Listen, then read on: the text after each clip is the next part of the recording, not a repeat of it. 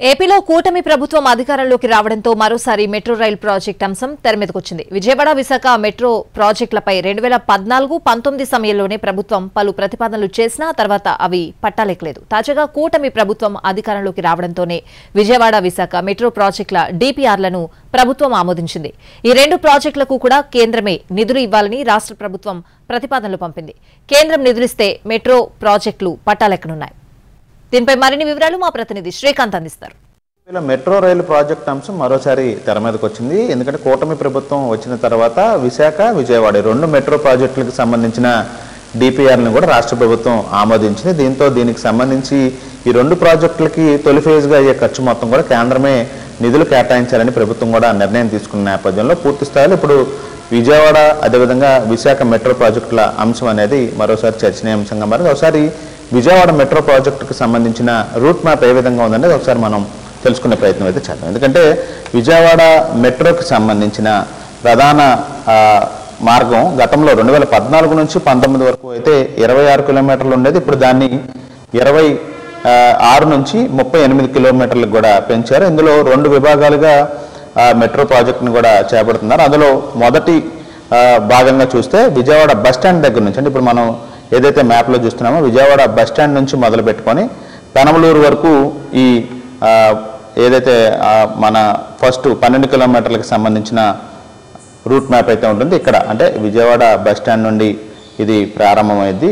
దాని తర్వాత నేరుగా బందర్ రోడ్డు ఏదైతే మనం ఇక్కడ చూస్తున్నామో బందర్ రోడ్డుకి చేరుకుంటుంది. ఇక్కడ ఇది junction, Vijayawada control room junction ఇక్కడ నుంచి స్టార్ట్ అవుతుంది. బస్టాండ్ నుంచి బందర్ రోడ్డు జంక్షన్ వరకు చేరుకుని ఆ తర్వాత బందర్ రోడ్డు మీదుగా ఇదే మనం చూస్తున్నామో ఈ గ్రీన్ లైన్స్ ఏదైతే ఉన్నాయో ఇదంతా కూడా బందర్ రోడ్డు మీదుగా నేరుగా ఇటు రాఘవయ్య పార్క్ మీదుగా వెళ్తుంది మెట్రో ప్రతిపాదిత రూట్ మ్యాప్. ఇదంతా కూడా 12 కిలోమీటర్ల పరిధిలో ఉంటుంది.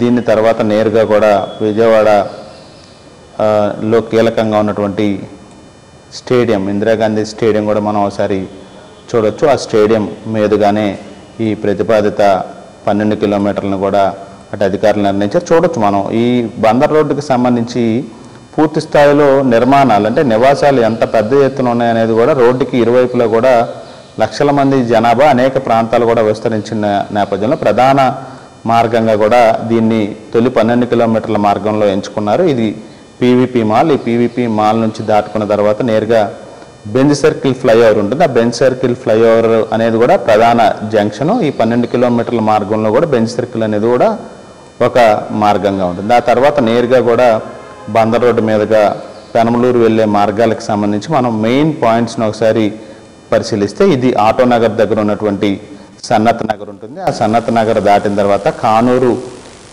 ఇంజనీరింగ్ కాలేజ్, ఏదైతే విఆర్ సిద్ధార్థ ఇంజనీరింగ్ కాలేజ్ అనేది ఒక ప్రధాన జంక్షన్గా కూడా ఉంటుంది ఈ పెనమలూరు వెళ్ళే మార్గంలో. ఆ తర్వాత పోరంకి అనేది కూడా ఒక ప్రధాన మార్గం. ఆ తర్వాత నేరుగా కూడా పెనమలూరుకు సంబంధించి ఇది మనం ఒకసారి చూస్తే విజువల్స్లో కూడా పెనమలూరు అనేది ఒక పాయింట్. ఇది ఎండింగ్ పాయింట్, అంటే 12 కిలోమీటర్లకు సంబంధించిన ఎండింగ్ పాయింట్ ఈ పెనమలూరుతో ఎండ్ అవుతుంది. పెనమలూరు పరిసర ప్రాంతాలు కూడా అభివృద్ధి చెందుతూ ఉన్నాయి. నగరంలో శివారు ప్రాంతంగా ఉన్నా కూడా పెద్ద ఎత్తున జనాభా ఈ ప్రాంతాలకు కూడా గత 5-6 ఏళ్ళుగా కూడా వెళ్ళి నివాసాలు ఏర్పాటు చేసుకుంటున్న నేపథ్యంలో భవిష్యత్తులో పెనమలూరు కూడా పెద్ద ఎత్తున జనాభా పెరిగే ప్రాంతం కాబట్టి ప్రస్తుతం 12 కిలోమీటర్లతో ఫస్ట్ మనం అనుకుంటున్న 12 కిలోమీటర్ల మెట్రో కారిడార్ భాగం అనేది ఇక్కడ పెనమలూరుతో అయితే ఎండ్ అవుతుంది. మరొక మార్గం గన్నవరం ప్రాంతం నుంచి బస్టాండ్ వరకు ఉంటుంది. అది కూడా ఒకసారి మనం చూద్దాం. ఎందుకంటే దీనికి సంబంధించి కూడా గన్నవరం అనేది ఇక్కడ చూడొచ్చు ఒకసారి. విజయవాడ గన్నవరం ఎయిర్పోర్ట్ కూడా ఇక్కడ మనకి అంతర్జాతీయ విమానాశ్రయం ఇక్కడ ఉంటుంది. దాని నుంచి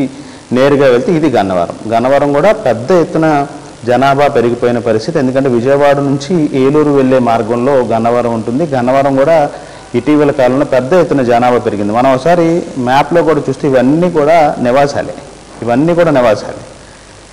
ప్రధానంగా గన్నవరం అభివృద్ధి చెందడానికి ప్రధాన కారణం కూడా అక్కడ ఉన్నటువంటి గన్నవరం విమానాశ్రయం ఇక్కడ ఉంది. అది గన్నవరం విమానాశ్రయం ఈ ఫ్లైట్స్ రాకపోకలు అనేది విమానాల రాకపోకలు అంతర్జాతీయ స్థాయికి వెళ్ళిపోయిన నేపథ్యంలో అంతర్జాతీయ విమానాలు కూడా ప్రస్తుతం గన్నవరం నుంచి రాకపోకలు సాగిస్తున్న నేపథ్యంలో ఎయిర్పోర్ట్కి అనుసంధానంగా ఉన్నటువంటి ఈ గన్నవరం మొత్తం కూడా డెవలప్ అవుతుంది. రానున్న రోజుల్లో కూడా ఈ మరింత జనాభా పెరిగే అవకాశాలు ఉన్న ప్రాంతంగా కూడా గన్నవరాన్ని ఇప్పటికే గుర్తించారు. దీంతో మరొక భాగం ఏదైతే 12 కిలోమీటర్లు ఇందాక చెప్పుకున్నాం, ఇప్పుడు 26 కిలోమీటర్లకు సంబంధించిన రెండో మార్గం గన్నవరంలో మొదలవుతుంది.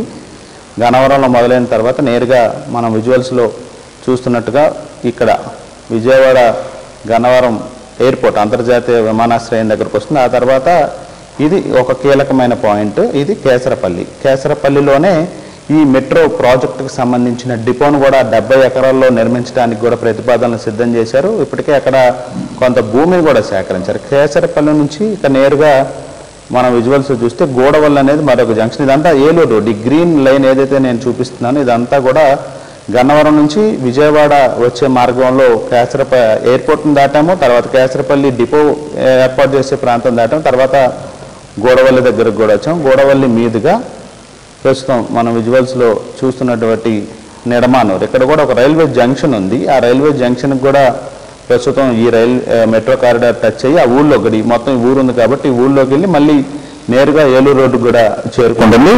ఆ తర్వాత ప్రధానమైనటువంటి మార్గంగా మనం ఒకసారి చూస్తే ఇక్కడ ఎనికేపాడు, ఆ తర్వాత ఇక్కడ ఏదైతే మనం చూస్తున్నామో రామవరపాడు రింగ్, ఇది ప్రధాన రింగ్. అంటే విజయవాడ నగరంలోకి గన్నవరం నుంచి గన్నవరం విమానాశ్రయం దాటుకున్న తర్వాత కేసరపల్లి, అదేవిధంగా నిడమానూరు దాటిన తర్వాత ఇది మెయిన్ జంక్షన్, విజయవాడ నగరంలోకి ఎంటర్ అవుతుంది.